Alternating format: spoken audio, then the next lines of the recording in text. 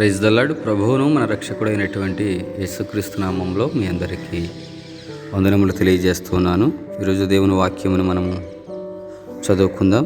అపోస్తలుడైన పౌలు గారు కొలస్సీలో ఉన్న సంఘమునకు రాసినటువంటి పత్రిక 2వ అధ్యాయము 3వ వచనం. బుద్ధి జ్ఞానముల సర్వసంపదలు ఆయన యందే గుప్తములై ఉన్నవి. Praise the lord. ప్రియమైన దేవుని బిడ్డలారా, ఇక్కడ పౌలు గారు అనేకమైనటువంటి విషయములు మనకు తెలియచేస్తూ ఉన్నారు. అయితే బుద్ధి జ్ఞానముల సర్వసంపదలు ఆయన యందే గుప్తములై ఉన్నవి అనే విషయాన్ని మనము నేర్చుకుంటూ ఉన్నాం. ప్రియమైన దేవుని బిడ్డలారా, బుద్ధి ఆయన దగ్గరే దొరుకుతుంది, జ్ఞానము ఆయన దగ్గరే దొరుకుతుంది. అంత మాత్రమే కాకుండా సర్వ సంపదలు ఆయన యందే గుప్తములై ఉన్నవి, అంటే నిగూఢమై ఉన్నవి. చాలామంది జ్ఞానం కొరకు ఎక్కడెక్కడో వెతుకుతూ ఉంటారు, బుద్ధి కొరకు ఎక్కడెక్కడో వెతుకుతూ ఉంటారు, ధనము కొరకు, సంపదల కొరకు ఎక్కడెక్కడో వెతుకుతూ ఉంటారు. అయితే ఈరోజు దేవుడు మనతో తెలియచేస్తున్నటువంటి ప్రాముఖ్యమైన విషయం ఏమిటంటే, బుద్ధి జ్ఞానము సర్వ సంపదలు, ఈ భూమి మీద ఏదైతే సంపద అని మనం అనుకుంటున్నామో సమస్తమును దేవుని యందు, యేసు ప్రభువందు గుప్తమై ఉన్నది. కనుక మనము దేని గురించి అయితే ఆశపడుతున్నామో, దేని గురించి అయితే ప్రయాసపడుతున్నామో, దేని గురించి అయితే మనము ప్రాకులాడుతున్నామో దానిని పొందుకోవాలంటే మొదటగా మనం చేయవలసినది ఏంటంటే ఆయన దగ్గరికి వెళ్ళాలి. Praise the lord. ఏదైనా ఒక వస్తువును లేకపోతే ఏదైనటువంటి ఆభరణమును కొనుగోలు చేసేటప్పుడు అవి ఎక్కడైతే దొరుకుతాయో ఆ ప్రదేశానికి వెళ్ళి వాటిని మనము వెలచి తెచ్చుకుంటూ ఉంటాం. అయితే మీ కొరకు యేసు ప్రభువు వెల చెల్లించారు. వెల చెల్లించినటువంటి మీరు, మీ కొరకు వెల చెల్లింపబడి ఉన్నది కాబట్టి మీరు లేకపోతే మనము వెళ్ళి ఆ దేవాది దేవుని దగ్గర నుంచి మనకు కావలసినది తెచ్చుకోవాలి. దాని కొరకు యేసు ప్రభువు చెప్తూ ఉన్నారు మత్తయి సువార్త 7వ అధ్యాయం 7వ వచనంలో, అడుగుడి మీకు ఇయ్యబడును.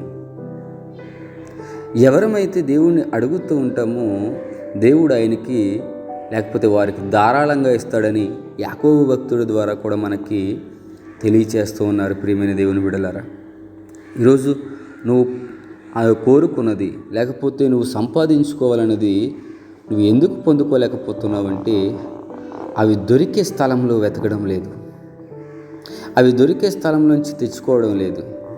ఎక్కడెక్కడో వెతుకుతున్నావు కానీ అవి నీకు దొరకడం లేదు. అందుకే యేసు ప్రభు ఒక చక్కని ఉపమానం చెప్పారు. ఒక స్త్రీకి 10 బంగారు నాణాలు కానీ వెండి నాణాలు కానీ ఉన్నాయి. వాటిలో ఒక నాణెము పడిపోయింది. అప్పుడు ఆ స్త్రీ ఏం చేసిందంటే జాగ్రత్తగా దాని కొరకు వెతికింది. ఎప్పటి వరకు? దొరికే వరకు వెతికింది. ఈరోజు ఈ వాక్యం వింటున్న సహోదరి సహోదరుడా, దేవుడు నీకు తెలియచేసేది ఏంటంటే, నీకు అవసరమైన దాన్ని వెతుకుతున్నావు, నీకు అవసరమైన దాని కొరకు పోరాడుతున్నావు, నీకు అవసరమైన దాని కొరకు ప్రాకులాడుతున్నావు. అయితే అది నీకు దొరకడం లేదేమో. అది ఎక్కడైతే దొరుకుతుందో ఆ స్థలంలో నువ్వు వెతకకుండా వేరొక స్థలంలో వెతుకుతున్నావేమో. ఆ స్త్రీ ఏం చేస్తుందంటే చక్కగా దీపం వెలిగించింది, ఒక చీపురు పట్టుకున్నది, మొత్తం నీట్గా ఆ ఇల్లంతా వెతికినప్పుడు తన పోగొట్టుకున్నటువంటి లేకపోతే తనకు కావలసినటువంటి ఆ యొక్క నాణ్యమును సంపాదించుకుంది. ఈరోజు నువ్వేం సంపాదించాలనుకుంటున్నావు? దేవుడు నీకు ఏమి ఇవ్వాలని ఆశపడుతున్నావు? బుద్ధి ఇవ్వాలని ఆశపడుతున్నావా? జ్ఞానం ఇవ్వాలని ఆశపడుతున్నావా? లేకపోతే సంపదలు ఇవ్వాలని ఆశపడుతున్నావా? దాన్ని నువ్వు పొందుకోవాలంటే అది దొరికే ప్రదేశంలో వెతకాలని దేవుని సేవకునిగా మీకు తెలియచేస్తూ ఉన్నాను. అయితే ఇంకొక విషయం ఏంటో తెలుసా? దేవుడు వీటన్నిటితో పాటు వీటన్నిటికంటే శ్రేష్టమైనటువంటి పరలోక రాజ్యాన్ని కూడా నీకు ఇవ్వడానికి ఇష్టపడుతున్నావు.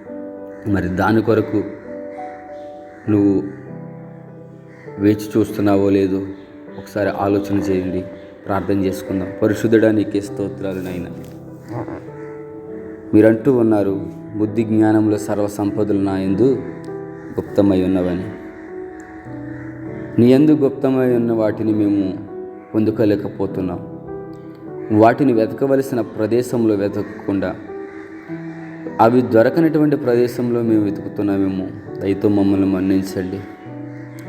నీ పాదాల దగ్గర ప్రభువా వెతికే అనుభవం ఈ వాక్యం వింటున్న ప్రియ బిడలందరికీ మీరే కలిగించండి. అంత మాత్రమే కాకుండా నీ బిడలు నీ కొరకు నాయన ఒక బలమైన సాక్షులుగా ఉంటూ నీవిచ్చే ఈ శ్రేష్టమైన ఈవుల కంటే మరీ శ్రేష్టమైనటువంటి ఆ పరలోక రాజ్యాన్ని పొందుకునే గొప్ప ధన్యతని బిడలకు అనుగ్రహించమని నజరేయుడైన యేసుక్రీస్తు నామములో అడిగి వేడుకుంటున్నాం పరమ తండ్రి. ఆమేన్. God bless you all.